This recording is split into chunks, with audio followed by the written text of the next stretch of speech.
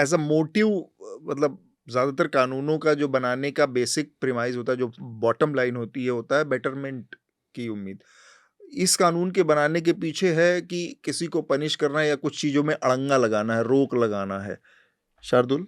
अतुल, मैं आपकी एक बात से डिसएग्री करता हूँ। ये सिर्फ मुसलमानों के लिए नहीं है, ये ईसाइयों पर भी है। और देखिए, मैं कह तो रहा हूँ किसी ईसाई और नहीं तो मैं आ रहा हूँ। सिख देखिए, किसी के इसके ऊपर भी। 3 पहलू हैं। हाँ, पहला पहलू है जो ऐच्छिक, जो अपनी खुद की मंशा से किसी वजह से करना चाहते हैं, शादी उससे अलग है, मैं उस पर आऊंगा। दूसरा, जो लोगों को गुमराह करके किया था, और वो भी सच्चाई है, गुमराह करके फोर्स करके कन्वर्जन करने सच्चाई है। और तीसरा, इसी से निकलती है वजह फंडामेंटल, इन 2 तरह के संप्रदायों में, मैं धर्म नहीं कहता, आपको पता है धर्म का मतलब अलग है ना। सांप्रदायिक अब्राहमिक संप्रदायों में प्रोसेलिटाइजेशन एक इंस्टीट्यूशनल और एनकरेज है ना, उसको बढ़ावा दिया जाता है, उसका समर्थन किया जाता है, वो तरीका। जितने भी ये ईस्टर्न रिलीजन है, खासतौर से हिंदू और अम्ब्रेला, सनातन अम्ब्रेला के अंदर आते हैं, उसमें प्रोसेलिटाइजेशन है ही नहीं।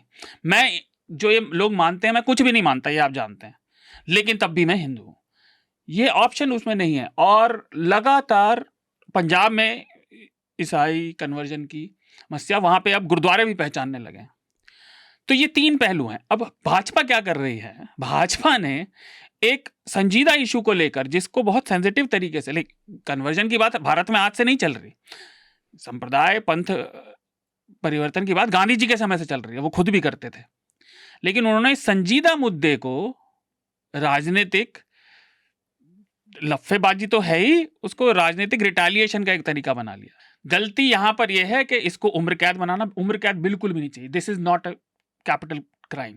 ऊपर से मैं पढ़ रहा था, वो 1 करोड़ है, जो अपर लिमिट है उसकी, वो 1 करोड़ है। और तीसरा, जो यूएपी और पीएमएलए वाला है कि अक्यूज्ड पर ही होना से नहीं, अपराध साबित करने की जिम्मेदारी प्रोसिक्यूशन की है, स्टेट की है, हमेशा, चाहे अपराध कुछ भी हो। आप उसे अपराध के लेवल पर या अपनी राजनीति के लेवल पर बिल्कुल नहीं कर सकते, क्योंकि स्टेट लड़ता है, चाहे वो हत्या हो, चाहे वो डकैती हो, स्टेट लड़ता है। ये सारे क्राइम, हाँ, स्टेट की जिम्मेदारी है कि वो अपराध को साबित करे, और बेल इज द रूल।